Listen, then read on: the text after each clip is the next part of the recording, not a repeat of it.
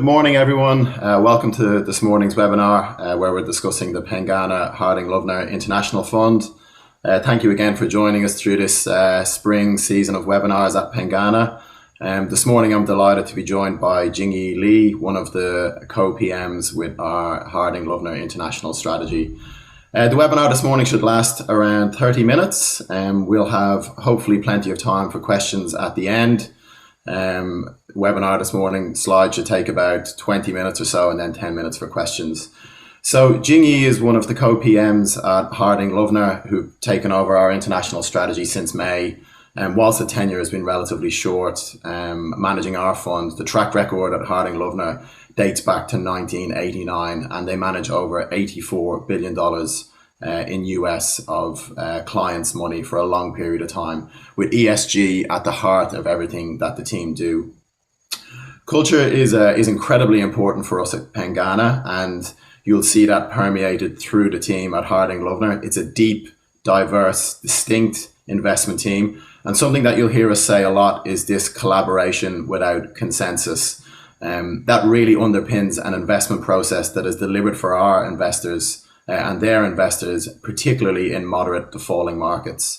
Lonsec have given the strategy a recommended rating on first review, as have Zenith, and we've received a superior rating from SQM. One of the things I'd just like to point out is, as you look at the track record on the Lonsec report, it dates to the fund. So if you see anything that goes beyond May, those numbers are actually different and not as good as what Harding Loevner have been able to deliver for their clients. And we can provide you with that track record if you'd like to contact any of us. So without further ado, I'll hand over to Jingyi and I'll come back towards the end to answer any questions that you may have. Over to you, Jingyi. Thank you for your time. Today I'd like to go through the Harding Loevner portfolio with you. And on this slide, we call it a proof statement, we call it a footprint statement. This is just to show you that we are delivering a portfolio as we promised, a portfolio of high quality, high growth company. As you can see that measured in profitability, in risks, and in growth, our portfolio is much stronger than the average of the benchmark. I particularly like to highlight the two numbers. One in the middle, as you can see that the debt to equity ratio of our portfolio is significantly lower than benchmark average. So a strong balance sheet is very important to weather through all kinds of uncertainties. And on the far right-hand side, you can see that the cash flow growth of our portfolio company tend to be much stronger than the benchmark average. There are two messages here. One is our portfolio company have cash flow to begin with. We invest in a strong and cash generative business. And second, this growth of their cash flow grow much stronger and they compound themselves year in, year out over a long period of time. And the difference, as you can imagine, will be very significant. Let's move on to the next slide. As you can see that the performance since May 2020, this is what it is. We are ahead of the benchmark. And let's look at more analysis to understand this performance. First, let's look at what happened in this period from the May 30th. On the left-hand side, you can see the performance by sector. And then on the right-hand side, you can see the performance by region or in Australian dollar terms. Energy, as you may heard, has done very well in that period. And on the bottom half of the slide, you can see that the material sector underperformed. It's actually the only sector that posted negative return, partly due to some of the macro uncertainties related to China. And China is also stand out on the right-hand side We usually don't break out China on a regional analysis, but this quarter or this period, because China is a significant lagger, so we put it out there at the bottom right-hand side to show that even within emerging market, China is a significant lagger. But on the top side, you can see that US continue to do very well, and so are most other regions. Within this kind of environment, how did Harding Loevner's portfolio did? Let's take a look at it. And in the top half, you can see the performance attributions by sector, and the bottom half by geographic regions. Within the period, we add a value about 2.5%, mainly through more than half of them is through stock selection, as you may expect from a bottom-up stock picking manager like Harding Loevner. And allocation is 1% if you look at the from the sectorial perspective. And we add a value in our stock picking added value in sector like healthcare and infotech, and we had a little bit negative value in area like real estate, just one stock, and energy. On the right bottom half of the slide, you can see that by geographic regions, stock selection remain the main drivers, and we continue to add significant values in US, which is one of the largest region, the largest region actually.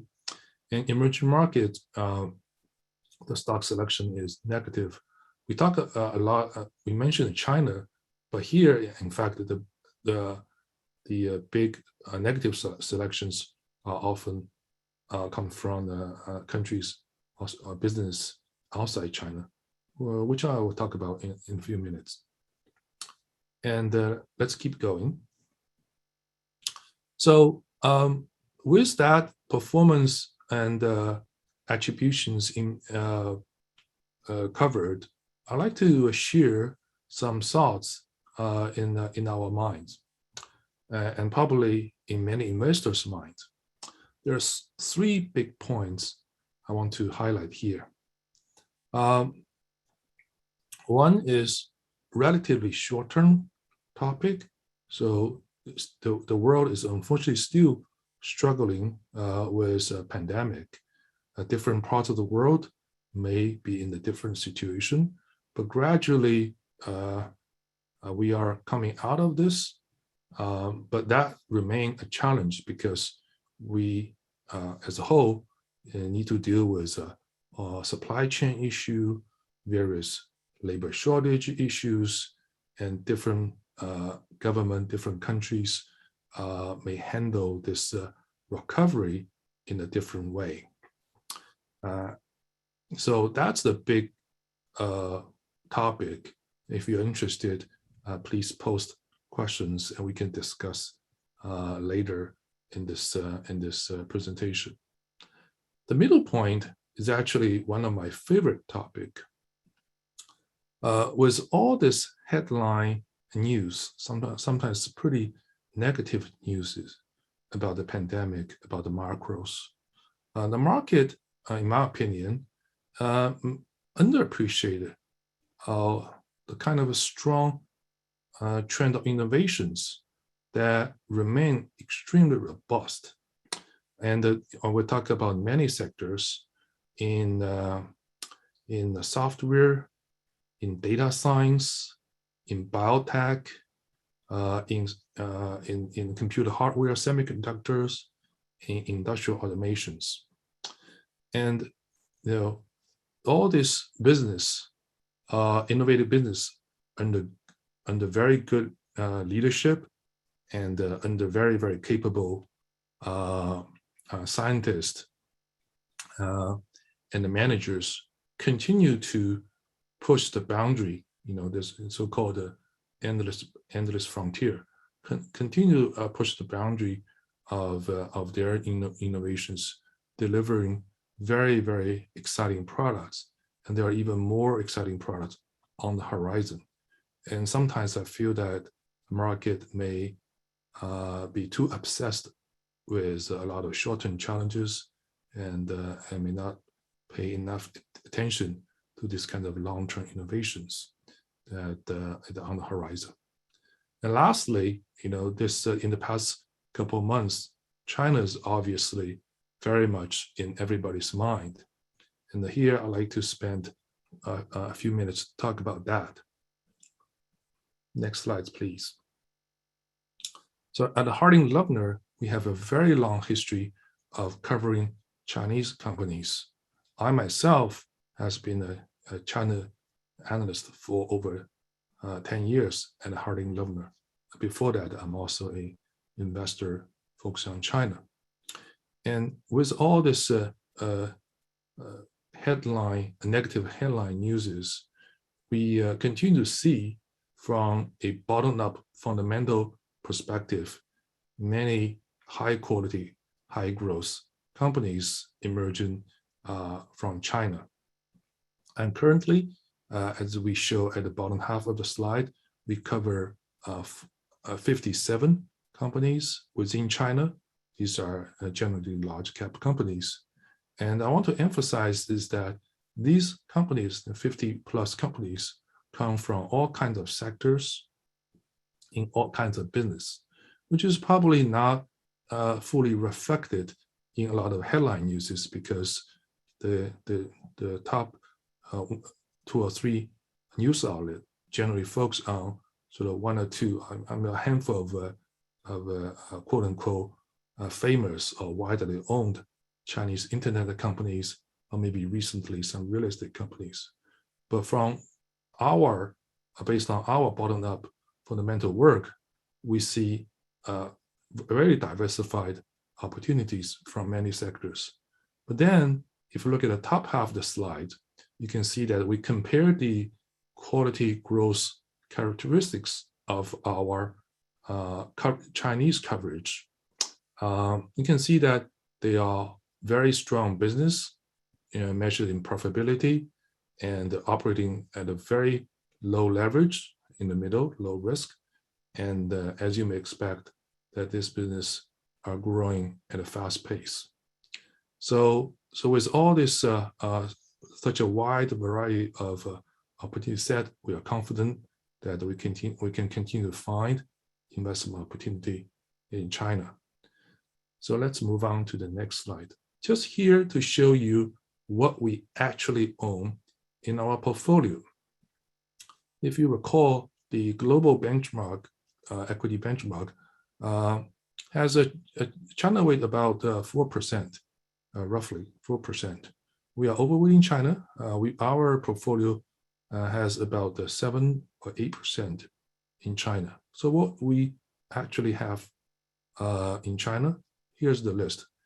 This is how on the left-hand side, you can see we plot our Chinese holdings on a proprietary tools we call it bubble chart.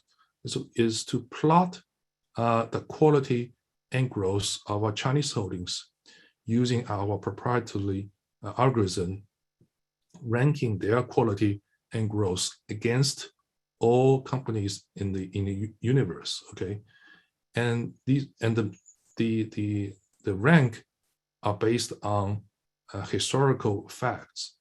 There's no sell-side opinions, or there's no PM opinions on that. These are just the historical facts. So you can see that using our proprietary algorithm, most of our Chinese company score very well in this quality growth bubble charts. If you look at the specific names, you might recognize some well-known Chinese holdings like Tencent, which is a very large social media company. But also there are quite a few, I call it less traveled stories, such as the 2 Wuxi company, Wuxi Biologics and Wuxi AppTech. They are in the business called CDMO, Contract Develop and Manufacturing Organization. What does that mean? They are the outsourcing partners for biotech companies, large or medium-sized biotech companies. They provide the contract research services, development services, and eventually manufacturing services to enable these biotech clients, especially small and medium companies, to expedite their process. As we know that, as I mentioned earlier, that there's a tremendous innovation opportunity in that sectors, and there's a very fierce race among different biotech company. And WuXi Biologics and WuXi AppTec are the big enablers in this area. And just a little bit of finer details on that. WuXi Biologics specialize in something called a large molecule antibody drugs, and WuXi AppTec originally specialized in small molecules, pretty similar to like an aspirin kind of size. But as the investment opportunity, as the industry evolve, they jump onto a very exciting opportunity called the cell and gene therapies. Just to give you an idea of the complexity of this, small molecules is equivalent of the complexity of a bicycle, and biological is equivalent of a complexity of a car. And the latest, most exciting technology, cell and gene therapy, is equivalent to the complexity of an airplane, just to give you an idea on that. Then we also own other companies that you may or may not heard of. ENN Energy is natural gas distributors. China is in the middle of managing its carbon footprint, try to get away, reduce its reliance on coal. And natural gas is one of very few clean, at least relatively clean fuel type that can scale up to the size of Chinese consumption. So this is one of the largest gas distributors here. And we also own companies like AIAs and the Baidu and NetEase. You probably heard of them. So just show that we have a very diversified portfolio there, and we can manage our Chinese holdings along with the country's long-term growth potential and the regulatory's vision. And with that, let's move on to the completed transactions in this in this period. I would just highlight a few and maybe leave a few names for any questions. You can think about the sale of Alibaba and the buy of Baidu as a pair. We have been holder of Alibaba for a while and remain a very strong business, but nevertheless, you may know that this business faced some regulatory challenges, but also we also recognize that the rivalries remain very intense because some of the smaller competitors are very capable in this e-commerce field. So we feel like while we still like Alibaba as a business, it may need a bit more time to justify its business. At the same time, Baidu actually faced pretty severe regulatory challenge a few years ago as getting closer to the other end of this journey and invested its profit from its powerful search engine to a new area such as autonomous driving and AI, and there seem to be a promising business that are trading at an attractive valuation. I would just also mention another, you can call it peer trade, if you will. We sold the Keyence. We bought a company called Applied Materials. Keyence is a global leader in machine vision, and it's widely used in the production of all kinds of high precision parts, such as a smartphone, such as auto components. We have been a long time shareholder of Keyence, and the stock has done very, very well. In the recent past, the stock has been quite expensive. We cannot tolerate that for quite a while, but at some point we have to take an action. There's no magic formula here. We just feel like at some point we cannot allow this high valuation to go even higher. At the same time, we notice opportunities in semiconductors. You may notice that we have already owned quite a few, such as ASML and NVIDIA. Applied Material is very complementary to ASML, which is a Dutch-based lithography companies. As the world moves toward more advanced semiconductors, we all not only want to shrink the semiconductor, make the transistor smaller, we also go taller, 3D structures, more complex structures. Shrinking part is mainly driven by ASML, and Applied Material is mainly responsible, main drivers to make those highly complex 3D structures that we will see in the coming years. I would maybe just pause on the next slide and see if we have any questions. Thanks, Jingyi. That's pretty comprehensive. We've got some questions come through, the first of which I'll answer. Questions around third-party data providers and the performance of the fund. So again, just to reiterate my point at the beginning, if you look at a third-party performance provider, the performance that they'll give you is usually attached to the APIR code and the fund. So it's the previous investment management team, and even dating back to pre-Pengana days with Hunter Hall, because this was an old Hunter Hall fund. And so importantly, the performance of Harding Loevner you'll see on our website, which far exceeds that previous performance. And maybe that leads me quite nicely into the first question, Jingyi, which is maybe a bit higher level than deep into positioning. But we had some questions around, a lot of the fund managers, the international or global fund managers that we get exposure to in Australia usually have a star manager or a person who's really responsible for that strategy. I mean, what do you think underpins, or is the secret sauce maybe to the success at Harding Loevner around that collaboration without consensus and that deep team?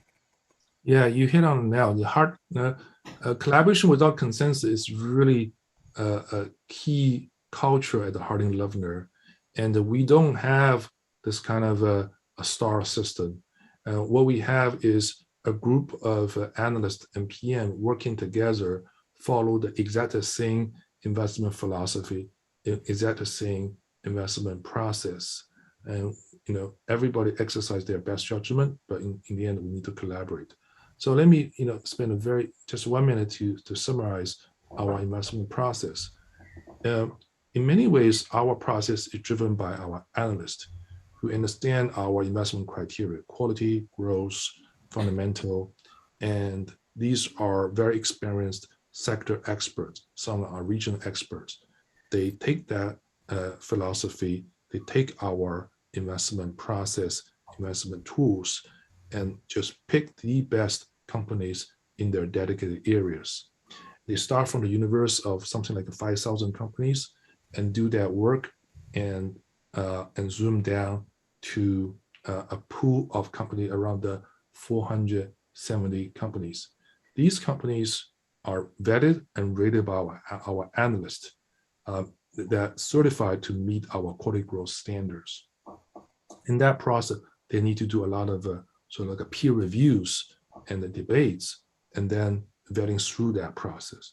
As a PM, I can only build a portfolio based on the picking the stock from that pool of 470 stocks. I cannot go outside of that. My co-PM, Peter, can only build his portfolio from this 470 stocks. And then the two co-lead PMs, Peter and I, we each build our independent portfolios, and these are fully diversified, a full portfolio, meet all the risk guidelines and diversified requirements.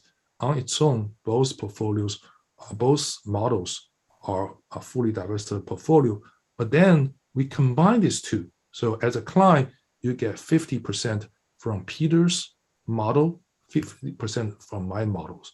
So that just So another reflection of our philosophy, collaboration without consensus. Peter built the best ideas, best portfolio as he can, and I do my best.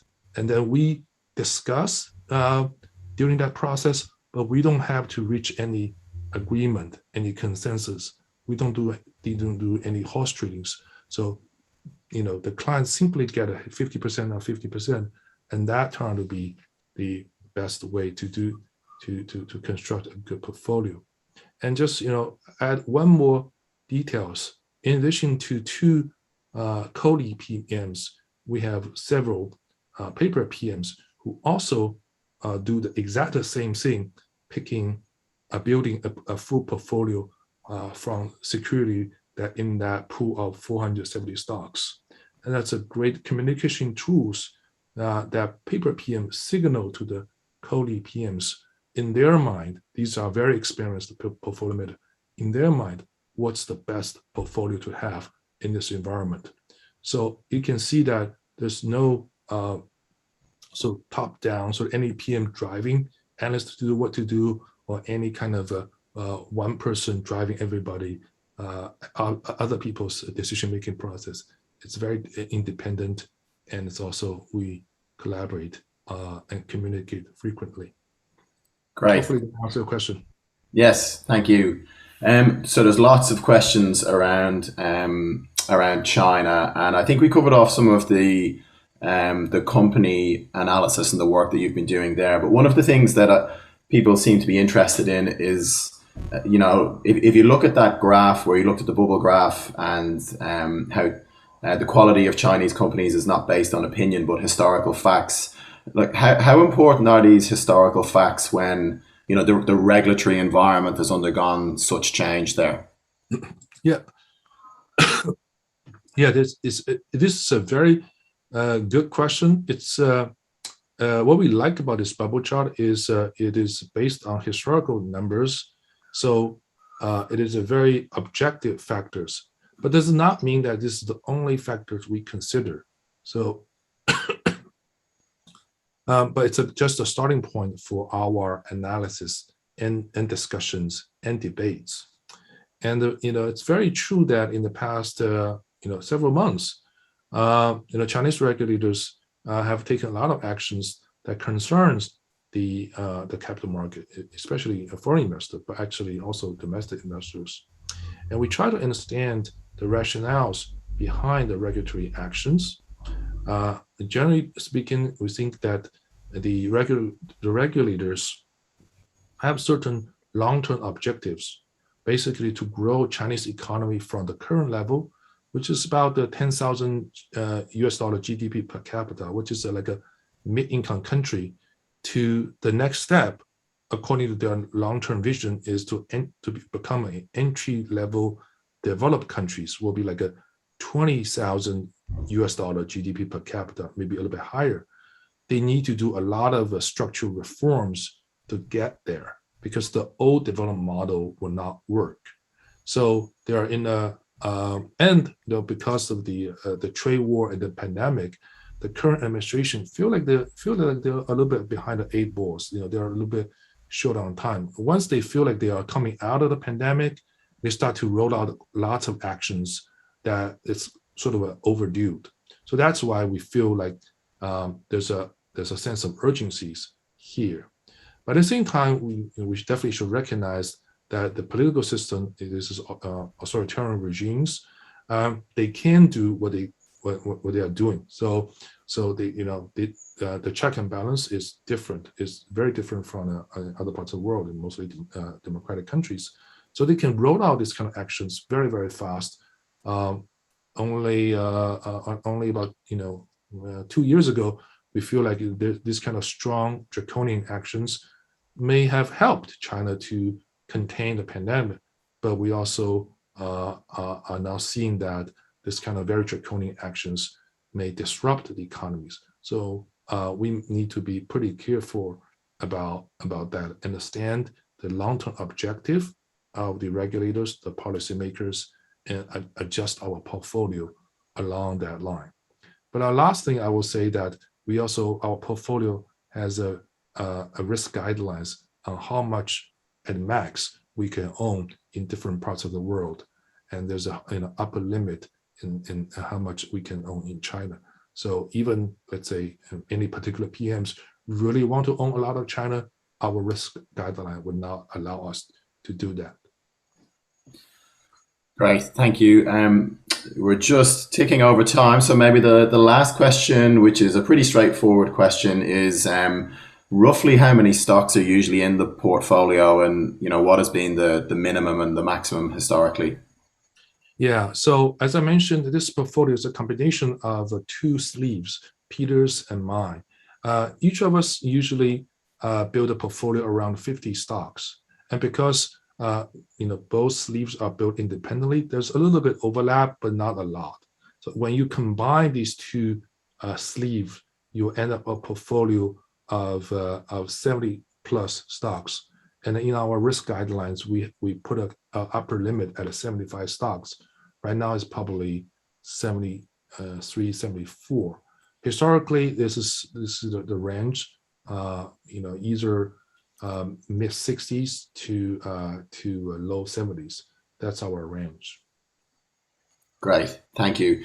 We have other questions that unfortunately we're not going to have time to get to now, but a member of our team will contact you very shortly for a quick discussion where we haven't had time. Apologies for that. Jingyi, thank you so much for your time again today. It's always incredibly insightful to hear from you and the team. A reminder that this webinar will be recorded, and you can find details of that at pengana.com. And of course, all of the webinars we've had across the spring season. So thank you so much for your time this morning, and looking forward to chatting again soon. Bye-bye. Thank you. Bye-bye.